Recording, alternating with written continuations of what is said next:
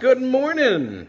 So earlier today I was driving home talking about the plans for tomorrow night.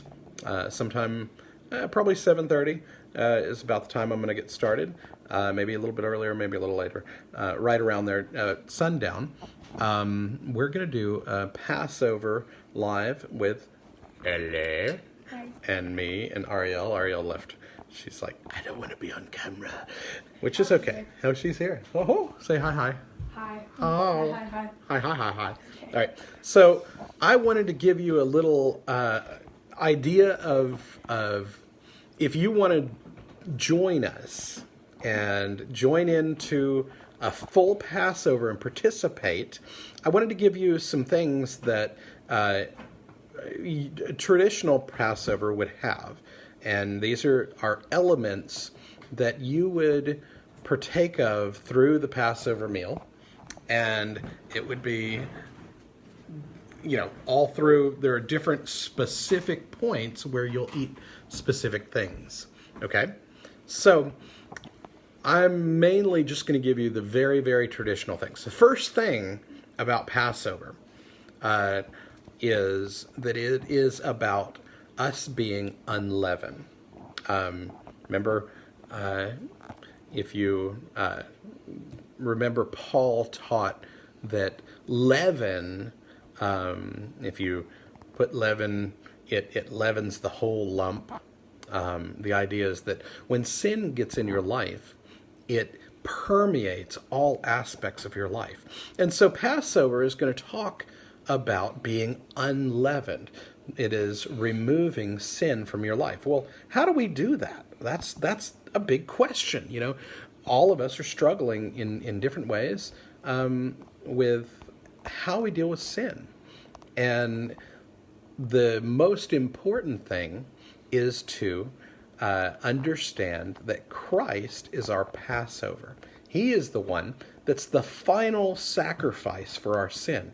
So now we don't have to go to the temple anymore. We don't have to do all these offerings and sacrifices in response to pay for our sin and get a relationship with God again, to bring that relationship back. So if you want to join us for our Passover this year, these are the elements that you need to either have on hand or get, and we will enjoy that. So let me turn the camera around with this button.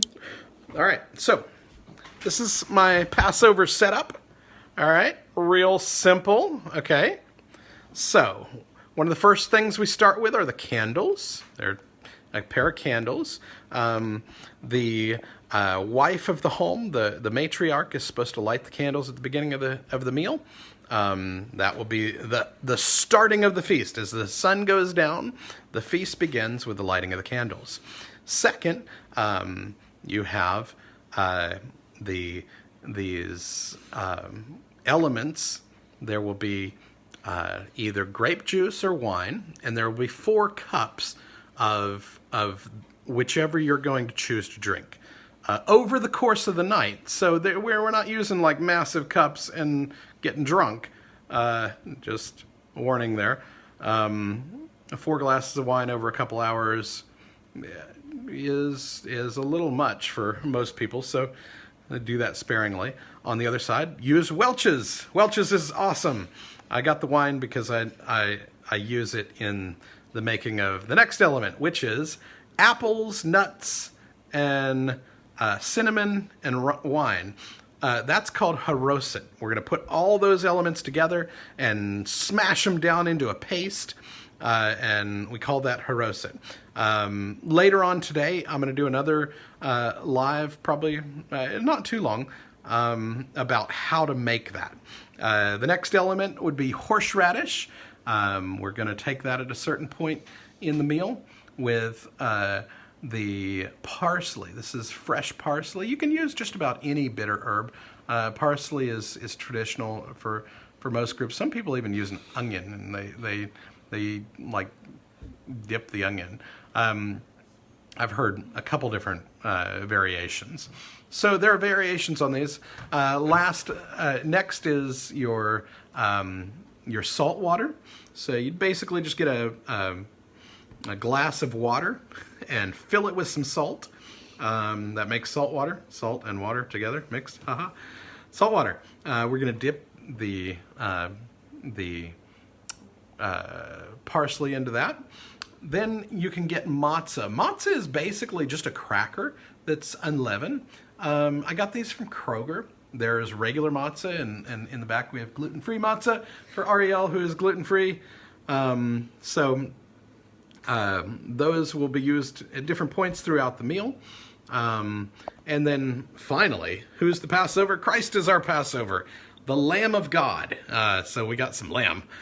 Traditionally, if you're Jewish, you do not have lamb because traditionally you are supposed to take it to the temple and sacrifice it in a very specific way. Our sacrifice is Jesus, and so this is strictly symbolic for us. So we don't have to take it to the temple and have it condemned and then sacrificed, and so that's awesome. So that's basically an overview. So you got your wine or grape juice, you got your candles, you got your parsley, horseradish.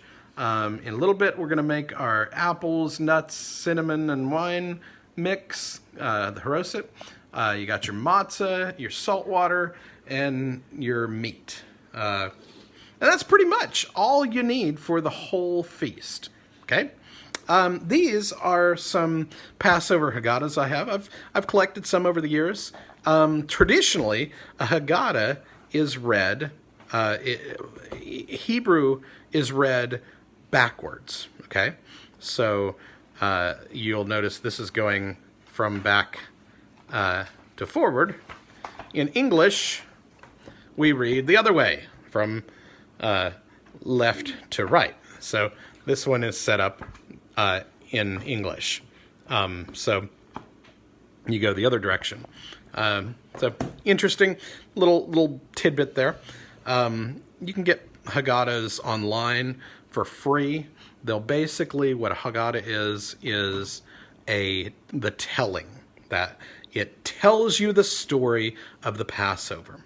And so the main point, and it'll lead you through each of these little elements and tell you when to eat what and what order everything goes. So it's an ordered Seder, which is, the Seder is the order of the meal. Okay? So, having said that, that's your elements. Here in a little bit, we're going to chop up the apples. We're going to chop up the nuts. We're going to add some cinnamon and then some a little bit of wine and make our haroset. And I like to let it sit for an evening to just let all that cinnamon and everything just soak together and really enjoy itself. It marinates and just really tastes better as it marinates. By tomorrow, it'll be wonderfully yummy.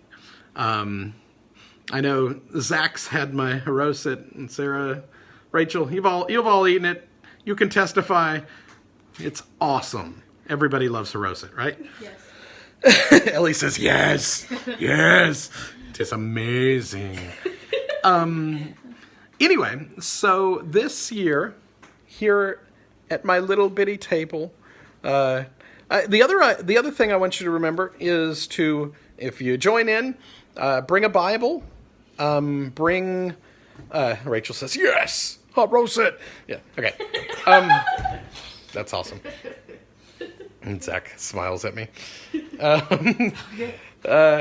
So if you join me tomorrow night, obviously it's going to go on for a while. So I'll be on the Facebook Live, so you can join around 7:30. I'll start, and we'll enjoy the whole meal tomorrow evening. And I'll teach straight through it. For those of you who are out there who haven't joined in yet, that haven't experienced it yet, it is just a joy to enjoy all the information about the Last Supper and what God's done, and how much it predicted what Christ was going to do. Once again, we're at the end of the meal. We'll take communion. So if you don't have all these elements, that's okay. I encourage you to get some type of juice and some crackers, and we will at least take communion together. And I think that's a special thing. Even though we can't be together because of distance, or because of our social distancing and quarantining and whatever we're doing, we can be together in spirit. Paul often, he said, I'm there in spirit. Even though I'm not there in person, I'm there in spirit. And so I want to be there with you guys in spirit. I hope you guys will be with us as well, as we enjoy the feast of the Lord. I just encourage you to just enjoy it and have fun with it. You don't have to do anything excessive. Just enjoy. And there are a lot of Seder meals on YouTube. You can go back and kind of watch what's going on with those to get an idea of what you're in for. But it'll be even more intimate if we do things. If you guys have any questions during the live feeds, I'll probably post the making of my table, maybe the making of the haroset, of course, and possibly the prepping of the lamb. I like to bake it, and we'll see. That'll just add. Oh yeah, Sarah, thank you. Sarah says, "Don't forget about the egg." I knew there was something. I made some eggs at Collins the other day. That's the one element I kept thinking there's something not on here. There is, the last thing is the egg. There should be one boiled egg, if not roasted egg. Ideally, the egg is roasted until it's hard as a rock, as a billiard ball. So it's to speak of the hardness of our heart and the hardness of Pharaoh's heart first. That Pharaoh hardened his heart, and he said, "No, I'm not going to let your people go." And so it symbolizes that. There are some other things that the egg can apply to. We'll talk about those when we get to it in the meal. But for now, thank you for reminding me that. For now, that's pretty much all you need. And each of these things, I know some of you are not going out shopping, and that is okay. What you have is good enough. A little fruit and some nuts with a little cinnamon, that's haroset. Whatever meat you have, I'm sure most of you have some salt water or can make salt water out of salt and water. If you don't have candles, that's okay. You can turn on a light. If you don't have matzah, that's okay. You can get yourself some crackers. If you don't have grape juice or wine, you can get yourself some any type of juice. If you don't have parsley, you can go out to the yard and get yourself some dandelions. Dandelion is a bitter herb technically. So, there are substitutes for everything on the Passover meal. Good to see you, Brad. Hope you join us. Go back and listen to the beginning of this, and you'll understand we're going to do a Passover tomorrow night around 7:30 and enjoy the whole meal. This video is just to tell you, if you want to eat with us and prepare, these are the elements we're going to have. My internet did weird stuff. So these are the elements we're going to have, and you are welcome to join in and get the same stuff, or just, substitute whatever you need. And I will teach through the Passover Haggadah this tomorrow. later on today, I'm going to make the haroset from these elements, and you'll be able to understand how to do that. It's really, really simple. You basically just chop the eggs, chop up the nuts, eggs. Apples. Sarah said eggs earlier. She got me confused. The apples. Chop up the apples, chop up the nuts, add some cinnamon. Pretty much apples and nuts equal proportion. I also have some raisins. I like to add a little raisin to it. So equal proportion of all three. Cinnamon and wine, maybe a little bit of sugar to add some sweetness. And that's haroset.